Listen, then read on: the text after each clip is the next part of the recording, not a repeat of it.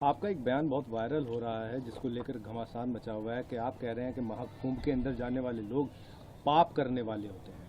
क्या कहें? नहीं, मैंने कहा कि जिन्होंने पाप किए हैं, मैं यहाँ जहाँ रहता हूँ उससे 50-60 किलोमीटर पे हरिद्वार है और हम बचपन से ये सुनते आए हैं हिंदू धर्म के धार्मिक गुरुओं से कि गंगा जी में जाके अपने पाप धो और पापों से मुक्ति ले लो। ना मैंने पाप किए, मैं तो अपने हक वंचित समाज को उनके पैरों पर खड़ा करने के लिए, उनके साथ जो जुल्म हो रहा है उसको रोकने के लिए काम कर रहा हूँ। तो मुझे पाप धोने की जरूरत नहीं है। और रही बात, हमारी पार्टी का स्टैंड स्पष्ट है। जिन संतों गुरुओं महान पुरुषों के रास्ते पे, विचारधारा पे हम लोग चलते हैं, हम पाप और पुण्य में बहुत भरोसा भी नहीं करते, हम तो कर्म में भरोसा करते हैं। तो जिसको परेशानी हो वो, जिसकी पार्टी का एजेंडा नहाने धोने का है, जिस पार्टी का एजेंडा जो है धार्मिक एंगल का, उनको परेशानी होती है तो हो, मुझे इससे कोई फर्क नहीं पड़ता। मैं तो सतगुरु रविदास जी महाराज को मानने वाला व्यक्ति हूँ। मन चंगा तो कटौती में गंगा। मैं क्यों जाऊँ मथुरा काशी, मैं बेगमपुरा का वासी। मेरा मन साफ सुथरा है तो मुझे कहीं जाने की जरूरत नहीं है। मेरा मन इस देश के प्रति, इस देश के लोगों के प्रति, गरीबों के प्रति, किसानों के, कमजोरों के, हर व्यक्ति के सम्मान के लिए और उनकी परेशानियों को हल करने के लिए। बाकी जिसको जो सोचना है, कहना है, वो कहता रहे, मुझे इससे कोई फर्क नहीं पड़ता। मैं अपनी बात पर तटस्थ हूँ।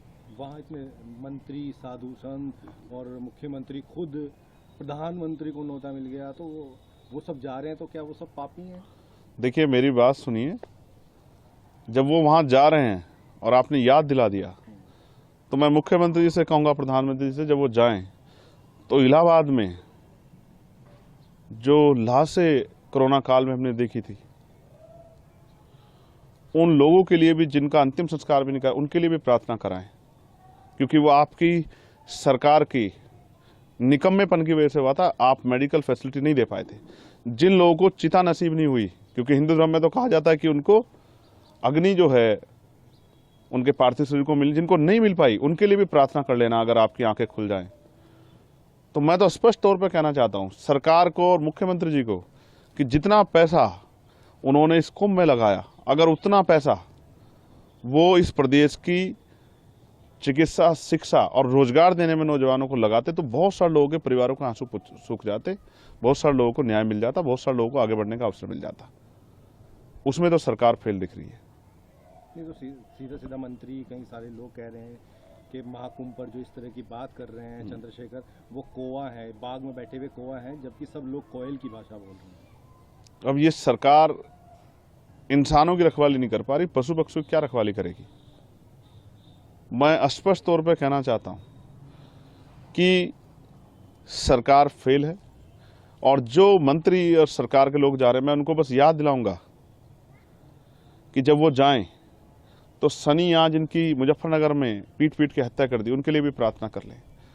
जब वो जाएं तो जिनकी 5 लोगों की, मुस्लिम समाज की, यहाँ मेरठ में हत्या कर दी, उनके लिए प्रार्थना कर लें। वो जो बच्चा जिसने पार्लियामेंट के सामने जाकर जितेंद्र ने खुद को आग के हवाले कर दिया न्याय न मिलने पे, बागपत के उस बच्चे के लिए भी प्रार्थना कर लें। जब वो जाएं, अमन जिसकी पुलिस ने पीट पीट के हत्या कर दी लखनऊ में, उसके लिए भी प्रार्थना कर लें। रामचंद्र मौर्य जिसकी पीट पीट के अभी लखीमपुर खीरी में हत्या कर दी है, उसके लिए भी प्रार्थना कर लें। 69,000 शिक्षक भर्ती के बच्चों को उनका हक मिल जाए, उनकी फाइल खुल जाए, उसके लिए भी एक बार वो सोच लें।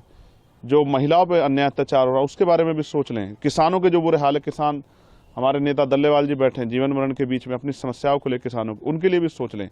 इस पे तो ये निकम्मी सरकार कुछ सोच नहीं रही है। तो इनका एजेंडा जो है नहाने धोने का और धार्मिक एजेंडा, इन पे मैं कुछ कहना नहीं चाहता। इनको जो कहना है कहें, लेकिन जनता इनको आने वाले समय में सबक सिखाएगी। तो अगर चंद्रशेखर को निमंत्रण मिलेगा तो क्या आप महाकुंभ में जाएंगे?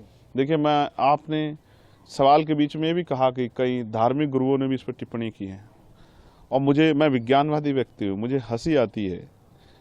मैंने देखा कि जब हम वर्ल्ड कप खेल रहे थे क्रिकेट का, तो यहाँ बहुत सारे हवन यज्ञ हुए और फिर भी हार के आए।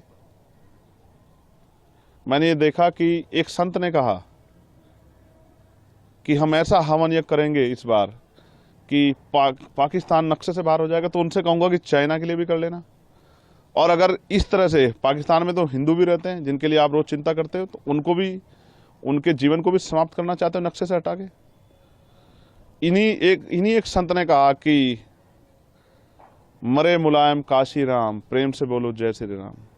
आप ऐसे लोगों को मैं ना संत मानता, ना उनकी भाषा को संत वाली भाषा मानता। संत का मतलब होता है जो मानवता के लिए जिए, जो सुख सुविधा को छोड़ के जनता को किस तरह से उनके जीवन में समस्याएं खत्म उसके लिए जिए। यहाँ तो सुख सुविधाएं लोग ले रहे हैं और अपने आप को बहुत बड़ी बड़ी बातें करते हैं, लेकिन सच तो कुछ और है।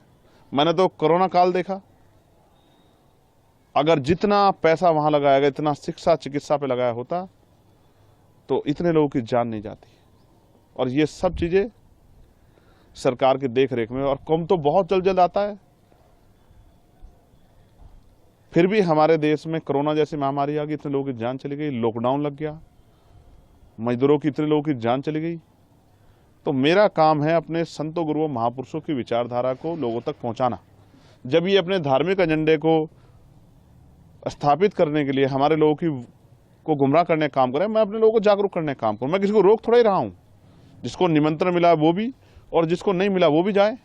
लेकिन मैं याद दिलाऊंगा कि ये संत ही थे जो जब राम मंदिर का शिलान्यास हुआ तो इन्होंने प्रधानमंत्री पे बहुत सारे सवाल खड़े किए थे, इस भाजपा पे सवाल खड़े किए थे, इनके जो है उस कार्यक्रम पे तिथि पे सवाल खड़े किए थे। इन्होंने तो किसी की नहीं सुनी है, तो खुद को आस्था का सबसे बड़ा स्वरूप बताते हैं। मैं तो वैज्ञानिक दृष्टिकोण की बात कर रहा हूँ। मान्यवर काशीराम साहब जो हमारे नेता हैं, मैं आखिरी तौर पर आपसे कह रहा हूँ, मैं उनको गुरु मानता हूँ, मैं उनका चेला। उन्होंने कहा, उन्होंने पंडाल लगाया, उन्होंने कहा जिनको इस जन्म में मुक्ति चाहिए, अपने दुखों का नाश करना है, वो हमारे साथ आ जाएं, और जिनको अगले जन्म की परवाह है वो कुंभ में चले जाएं।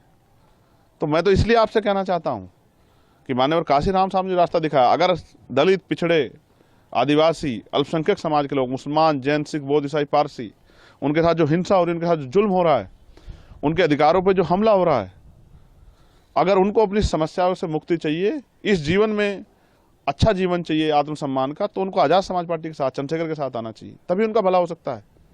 बाकी तो ये तो चलता रहेगा। सरकार जिस एजेंडे की सरकार है, जिस विचार सरकार, वो उस पर काम करेगी, और वो अपना काम कर रहे हैं, हम अपना काम कर रहे हैं। इससे किसी को परेशानी नहीं होनी चाहिए। और बाकी मैं सबकी आस्थाओं का सम्मान करता हूँ। मैं तो संविधानवादी व्यक्ति हूँ। मैंने किसी को कब कहा कि भाई आप जाओ ना जाओ। मैं तो ये कह रहा हूँ कि मैं अपने गुरुओं संतों की बात पर खड़ा हूँ। मन चंगा तो कटौती में गंगा, जिसका मन साफ सुथरा उसको कहीं जाने की जरूरत नहीं। आप उसमें आपके बयान में कह रहे हैं कि जिसने पाप किया होगा वही जाएगा। तो मैं फिर आपको दोहराऊंगा, मैं यहाँ रहता हूँ, मुझसे 60 किलोमीटर पे हरिद्वार है, गंगा जी का स्नान करने लोग जाते हैं। ये हिंदू धर्म के धार्मिक गुरु ये भाषा बोलते हैं, कहते हैं यहाँ स्नान करोगे, डुबकी लगाओगे तो आपके पाप दूर हो जाएंगे, ये हवन यज्ञ करोगे तो आपके ग्रह सब ठीक हो जाएंगे, या आपकी समस्याएं खत्म हो जाएंगी, आपका जीवन लंबा हो जाएगा। मैं तो वही बात कह रहा हूँ जो ये कहते हैं। मैंने क्या गलत कहा? लेकिन मैं नहाने धोने की राजनीति नहीं करता हूँ। मैं लोगों को सही पथ पे ले जाके उनके दुखों की मुक्ति के लिए राजनीतिक सत्ता के बगैर, और उनको जब तक आर्थिक सशक्तिकरण नहीं होगा, सामाजिक भेदभाव खत्म, तब तक बदलाव नहीं हो सकता। मैं तो अपने काम पे, अपने उस विचार को, महापुरुषों विचार को आगे बढ़ाने का काम कर रहा हूँ।